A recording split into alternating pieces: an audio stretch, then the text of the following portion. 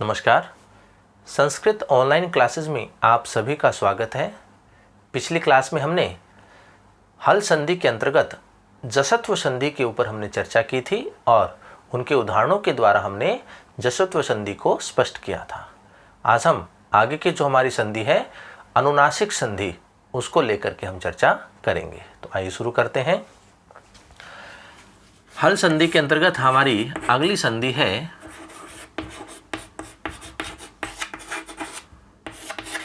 अनुनासिक संधि। संधि का नाम अनुनासिक है, इसका मतलब है हम अनुनासिक आदेश करेंगे, इसलिए अनुनासिक संधि इसका नाम है। तो देखिए अनुनासिक संधि जो है उससे संबंधित सूत्र क्या है। तो सबसे पहले हम बात करते हैं इसके सूत्र की। तो वो आता है यरोनुनासिके नुनासिको वा। यरोनुनासिके नुनासिको वा, तो ये आता है अनुनासिक करने वाला सूत्र। यरोनुनासिके नुनासिको वा। अब देखिए सूत्र क्या कहता है।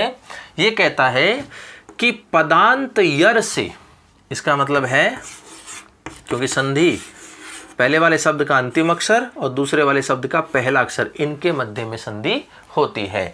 तो कहता है कि पदांत अर्थात पद के अंत में, तो इसका मतलब ये पद हुआ और इसके अंत में यहाँ की बात हो रही है कि पद के अंत में यर के पश्चात, इसका मतलब हुआ पद के अंत में हमें क्या मिलेगा, यर वर्ण मिलेगा। यर वर्ण का मतलब हो गया ये से लेकर के रे तक के जो वर्ण होते हैं वो सारे के सारे यर कहलाते हैं। यर पदांत यर से या यर वर्ण के पश्चात यदि कोई अनुनासिक वर्ण हो, और अनुनासिक वर्ण का मतलब होता है किसी भी वर्ग का पंचम अक्षर, यदि ऐसी स्थिति होती है तो कहते हैं कि पदांत यर के पश्चात यदि अनुनासिक वर्ण हो तो यर के स्थान पर उसी वर्ग का पंचम अक्षर अर्थात अनुनासिक वर्ण आदेश होता है। अब स्थिति क्या है कि पहले वाले शब्द के अंत में हमें यर वर्ण मिलेगा। अब पहले तो हम समझते हैं कि यर का मतलब क्या हुआ। तो यर का मतलब होता है ये से लेकर के रे तक के जो वर्ण होते हैं माहेश्वरी सूत्रों में देखेंगे तो वो सारे के सारे क्या कहलाते हैं, यर कहलाते हैं। इसका मतलब हम ये कहें कि है को छोड़ करके, है को छोड़ करके सभी व्यंजन वर्ण जो होते हैं वो क्या कहलाते हैं, वो यर कहलाते हैं। तो इसका मतलब ये हुआ कि पहले वाले शब्द के अंत में है को छोड़ करके कोई भी व्यंजन अक्षर आ जाए वो क्या कहलाएगा, यर कहलाएगा। फिर कहता है कि उसके पश्चात यदि कोई अनुनासिक वर्ण हो अर्थात किसी भी वर्ग का यदि पंचम अक्षर यहाँ पर होता है तो हम क्या करेंगे। तो ये सूत्र कहता है कि उस यर के स्थान पर भी उसी वर्ग का पंचम अक्षर आदेश हम करते हैं। तो यहाँ पर जो भी व्यंजन वर्ण होगा हम देखेंगे कि वह किस वर्ग में आता है। तो जिस भी वर्ग में आएगा वह यर वर्ण, उसी वर्ग का पंचम अक्षर हम उस यर वर्ण के स्थान पर कर देंगे। तो यही है हमारी अनुनासिक संधि। क्योंकि हम यहाँ अनुनासिक आदेश कर रहे हैं इसलिए इसका नाम भी क्या है, अनुनासिक संधि है। तो देखिए उदाहरण के द्वारा हम इसको स्पष्ट करते हैं कि पदांत यर अर्थात पद के अंत में हमें यर वर्ण मिलेगा, उसके बाद में हमें कोई अनुनासिक वर्ण मिलेगा, तो यर के स्थान पर भी हम उसी वर्ग का अनुनासिक वर्ण आदेश कर देंगे। देखिए स्थिति क्या बनती है। हमारे पास उदाहरण है जगत प्लस नाथ है। अब देखिए यर वर्ण क्या होता है कि है को छोड़ करके सभी व्यंजन। अब यहाँ है नहीं होना चाहिए, उसके अलावा कोई भी व्यंजन वर्ण होगा तो वो यर होगा। तो यहाँ क्या आया है, तय आया है, इसका मतलब ये यर वर्ण है। तो पहली कंडीशन पूरी हो गई। फिर कहता है कि उसके बाद में कोई अनुनासिक वर्ण हो, तो यहाँ पर क्या आया है, न आया है, तो ये अनुनासिक वर्ण है क्योंकि पंचम अक्षर है, तय वर्ग का पांचवा अक्षर है। तो दूसरी कंडीशन भी हमारे यहाँ पर पूरी होती है। अब हम क्या करेंगे, इस यर के स्थान पर भी अनुनासिक आदेश करेंगे। अब ये देखेंगे कि यहाँ कौन सा अक्षर है, वो किस वर्ग में है।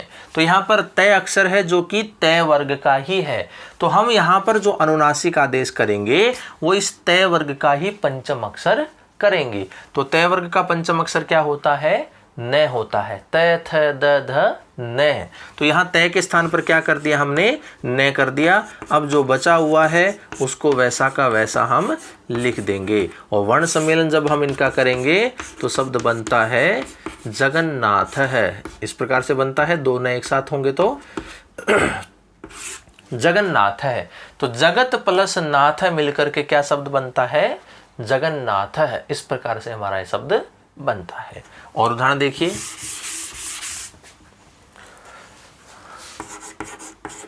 सद प्लस मति। अब देखिए पहले वाले शब्द के अंत में क्या है? द है, यर वर्ण है, क्योंकि है नहीं होना चाहिए कोई भी व्यंजन वर्ण हो। तो यहाँ द है, तो पहली कंडीशन हमारी पूरी होती है। उसके बाद में कोई अनुनासिक वर्ण होना चाहिए। तो देखिए मैं आया है, मैं भी क्या है? पंचम अक्षर है, पै वर्ग का पांचवा अक्षर है।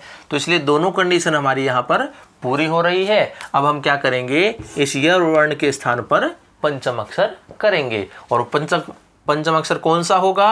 वो यह वर्ण निर्धारित करता है। तो यह वर्ण किस वर्ग में है? तय वर्ग में है। तय थ द। तो यहाँ इसी वर्ग का हम क्या करेंगे? पंचम अक्षर करेंगे। तो तय वर्ग का पंचम अक्षर क्या होता है? न होता है। तो द के स्थान पर हमने क्या लिख दिया? न लिख दिया। अब जो बचा हुआ है हम उसको वैसा का वैसा लिख देंगे। अब हम वर्ण सम्मेलन करेंगे तो शब्द बनता है सन्मति ही। तो सद प्लस मति मिलकर के क्या बनेगा? सन्मति। इस प्रकार से शब्द हमारा बनता है। और उदाहरण देखिए,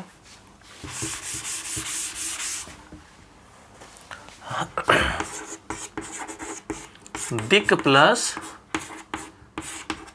नाग है। दिक प्लस नाग। अब देखिए पहले वाले शब्द के अंत में क्या आया है? कै आया है नहीं होना चाहिए, बाकी कोई भी व्यंजन हो तो ये यर वर्ण है। उसके बाद में पंचम अक्षर होना चाहिए, तो यहाँ पर न आ गया जो कि पंचम अक्षर है, तय वर्ग का है। दोनों कंडीशन हमारी पूरी हो रही है। हम क्या करेंगे? इस कै के स्थान पर पंचम अक्षर करेंगे।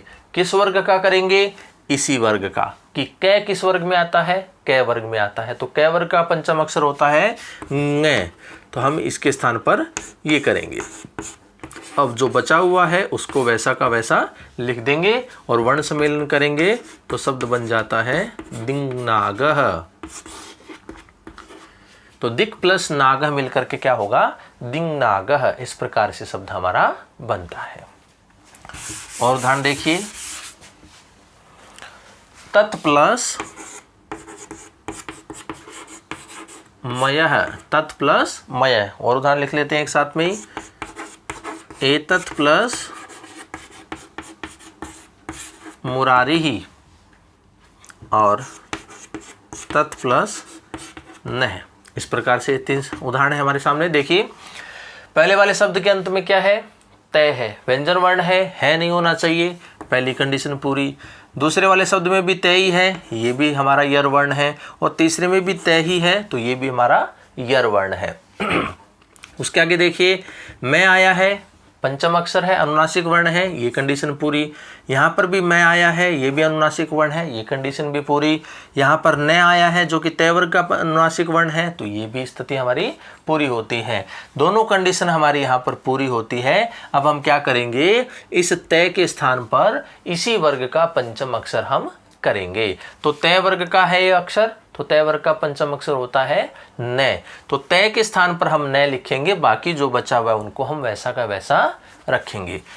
तो देखिए क्या बनेगा? ये बन जाएगा तन्मयः और ये क्या बन जाएगा? एतन् मुरारिः और ये बन जाएगा तन्नः। तो इस प्रकार से ये हमारे शब्द बनते हैं कि, और यही है हमारी अनुनासिक संधि। और अनुनासिक संधि क्या कहती है? इसका सूत्र आता है यरोनुनासिके अनुनासिको वा। तो कहता है कि पदांत यर से परे यदि कोई अनुनासिक वर्ण हो तो यर वर्ण के स्थान पर भी उसी वर्ग का पंचम अक्षर आदेश होता है। तो यहाँ इस प्रकार से हमने कुछ उदाहरण किए कि पहले वाले शब्द के अंत में हमें यर वर्ण मिलता है और यर का मतलब होता है को छोड़ करके सभी व्यंजन वर्ण। तो यहाँ है नहीं होना चाहिए, बाकी कोई भी व्यंजन अक्षर यहाँ पर हो सकता है। उसके बाद में कोई भी पंचम अक्षर हमें मिलता है। यहाँ दूसरे वाले शब्द का जो पहला अक्षर होगा वह एक अनुनासिक वर्ण होगा, अर्थात पंचम अक्षर होगा। वह किसी भी वर्ग का हो सकता है। यदि ऐसी स्थिति हमारे सामने होती है तो जो हमारा यर वर्ण है, पहले वाले शब्द का अंतिम अक्षर, जो हमारा यर वर्ण है, वह जो वर्ण जिस भी वर्ग में आता है उसी वर्ग का पंचम अक्षर हम उसके स्थान पर करते हैं। तो जैसा हमने यहाँ पर तय हमें दिखाई दे रहा है, तो तय जो होता है वो तय वर्ग में आता है और तय वर्ग का पंचम अक्षर नय होता है। तो तय के स्थान पर हम क्या कर देते हैं, नय आदेश कर देते हैं और शब्दों को आपस में या वर्णों को आपस में मिला करके शब्द का निर्माण करते हैं। तो इस प्रकार से ये थी हमारी अनुनासिक संधि। इसी के अंतर्गत हम अगली जो हमारी संधि है उसको करते हैं। हमारी अगली संधि आती है अनुस्वार संधि। हल संधि के अंतर्गत जो हमारी अगली संधि है वो है अनुस्वार संधि। अब देखिए, सबसे पहले हम बात करेंगे अनुस्वार संधि का जो सूत्र है वह क्या है। तो इसका सूत्र आता है मोनुस्वार है, मोनुस्वार है। अब देखिए ये स्थिति क्या है, सीधा सीधा अगर हम अर्थ इसका करते हैं तो कहते हैं कि पदांत में को अनुस्वार आदेश होता है। अगर सीधा सीधा हम अर्थ करें कि पदांत में को अनुस्वार आदेश होता है, अनुस्वार आदेश कर रहे हैं इसलिए संधि का नाम भी क्या है, अनुस्वार संधि है। अब कहते हैं पदांत में को, तो देखिए स्थिति क्या होती है हमारी, पहले वाला शब्द ही क्या होगा, पहला वो हमारा पद होगा क्योंकि संधि यहाँ से होगी। तो पदांत में के, अब ये स्थिति होगी, पहले वाले शब्द के अंत में हमें क्या मिलेगा, मैं मिलेगा। ये कहता है कि उसके स्थान पर अनुस्वार आदेश कर दो, इसके स्थान पर हम क्या कर देंगे, अनुस्वार। अनुस्वार को हम इस तरह से दिखाते हैं, लेकिन कब करेंगे ये स्थिति होती है, ये निर्धारित करता है हमारा ये अगला वाला वर्ण कि हम मैं के स्थान पर अनुस्वार कब करेंगे। हम तब करेंगे जब यहाँ पर हमें कोई व्यंजन वर्ण मिलता है, हल वर्ण मिलता है।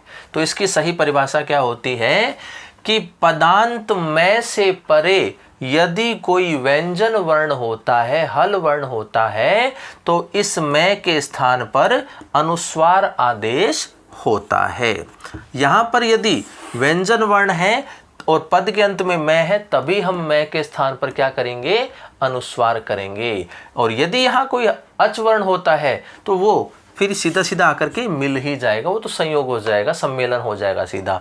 तो मनुस्वार संधि क्या कहती है कि पदांत में से परे यदि कोई हल वर्ण हो तो मैं के स्थान पर अनुस्वार आदेश हो जाता है। यही है हमारी अनुस्वार संधि। तो देखिए इस नियम के आधार पर हम कुछ उदाहरण करते हैं और इस अनुस्वार संधि को भी हम समझते हैं। इसमें हम मैं के स्थान पर अनुस्वार करेंगे और यदि हमें आगे कोई व्यंजन वर्ण मिलता है तो करते हैं। तो देखिए स्थिति क्या है, सत्यम प्लस वदामि, सत्यम प्लस वदामि। अब देखिए पद के अंत में हमें क्या मिला, मैं मिला, पहली कंडीशन पूरी हो गई। उसके बाद में व्यंजन वर्ण होना चाहिए, कोई भी हो सकता है, तो वह जो है वो व्यंजन वर्ण है। दोनों कंडीशन हमारी पूरी हो रही है, तो हम इस मैं के स्थान पर क्या कर देंगे, अनुस्वार कर देंगे। अनुस्वार करेंगे तो स्थिति क्या बन जाएगी, अभी सत्य लिखा, ये जो मैं है ये अनुस्वार में बदल गया और आगे क्या लिखा हुआ है, वदामी। तो ये शब्द हमारा बनता है। तो सत्यम प्लस वदामी क्या बन जाएगा, सत्यम वदामी। तो हमने मैं के स्थान पर क्या कर दिया, अनुस्वार कर दिया। क्यों किया, क्योंकि आगे व्यंजन अक्षर है। इस व्यंजन अक्षर के होने की वजह से इस मैं के स्थान पर हमने मोनुस्वार जो हमारा सूत्र है उसकी सहायता से अनुस्वार आदेश करते हैं। तो देखिए और अनेक उदाहरण देखते हैं और इस प्रकार से हम उन शब्दों को बनाते हैं। मैं एक साथ लिख देता हूं यहाँ पर, कृष्णम प्लस नमामि। उदाहरण देखिए, हरिम प्लस वंदे, रामम प्लस वंदे, कार्यम प्लस कुरु धर्मम प्लस चर, और इसी प्रकार से गुरु प्लस नमति। और अनेक उदाहरण हो सकते हैं जिसमें पद के अंत में हमें मैं मिलेगा, बाद में हमें व्यंजन अक्षर मिलेगा, तो हम क्या करेंगे, मैं के स्थान पर अनुस्वार आदेश कर देंगे। तो देखिए कुछ उदाहरण है हमारे सामने। कृष्णम प्लस नमामि, तो पहले वाले शब्द के अंत में क्या है, मैं है, उसके बाद में क्या है, व्यंजन अक्षर है यहाँ पर, तो हम मैं के स्थान पर क्या कर देंगे, अनुस्वार कर देंगे। तो ये शब्द क्या बन जाएगा, देखिए कृष्णम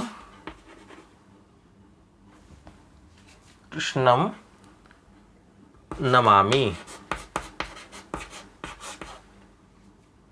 यह मैं नए नहीं होगा, कृष्णम है से कृष्णम, तो ये क्या बन जाएगा, कृष्णम नमामि। हरिम प्लस वंदे, तो देखिए यहाँ मैं है, आगे व्यंजन अक्षर है, तो मैं किस में बदल जाएगा, अनुस्वार में बदल जाएगा, तो ये क्या बन जाएगा, हरिम वंदे, इस प्रकार से हो जाएगा। रामम वंदे, तो यहाँ मैं है, आगे व्यंजन अक्षर है, तो मैं अनुस्वार में बदल जाएगा, तो ये बन जाएगा रामम वंदे, इस प्रकार से बनेगा। कार्यम कुरु, तो यहाँ मैं है अंत में, आगे व्यंजन अक्षर कै है, तो ये मैं जो है वो किस में बदल जाएगा, अनुस्वार में बदल जाएगा, और ये हो जाएगा कार्यम कुरु। धर्मम चर, मैं अंत में है, आगे व्यंजन अक्षर च है, तो मैं जो है वो किस में बदल जाएगा, अनुस्वार में बदल जाएगा, और ये बन जाता है धर्मम चर। और इसी प्रकार गुरुम नमति, पद के अंत में मैं है और आगे न है, तो ये जो मैं बनेगा ये किस में बदल गया, अनुस्वार में बदल गया, और ये हो जाता है गुरुम नमति। तो इस प्रकार से और भी उदाहरण हो सकते हैं जहाँ पहले वाले शब्द के अंत में हमें मैं मिलता है और दूसरे वाले शब्द का पहला अक्षर हमें कोई भी व्यंजन अक्षर मिलता है, तो हम मैं के स्थान मैं को अनुस्वार में बदल देते हैं, जिस प्रकार से हमने यहाँ पर इनको किया है।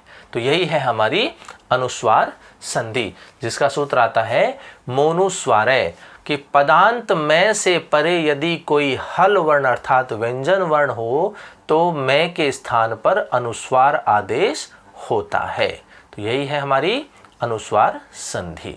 तो इस प्रकार से आज की क्लास में हमने अनुनासिक संधि और अनुस्वार संधि के बारे में जाना, उनके उदाहरणों के द्वारा हमने दोनों संधियों को स्पष्ट किया। तो आगे की क्लास में हमारी जो आगे की संधि होगी वह हल संधि के अंतर्गत उन संधियों के ऊपर हम चर्चा करेंगे। तो अभी के लिए इतना ही, धन्यवाद।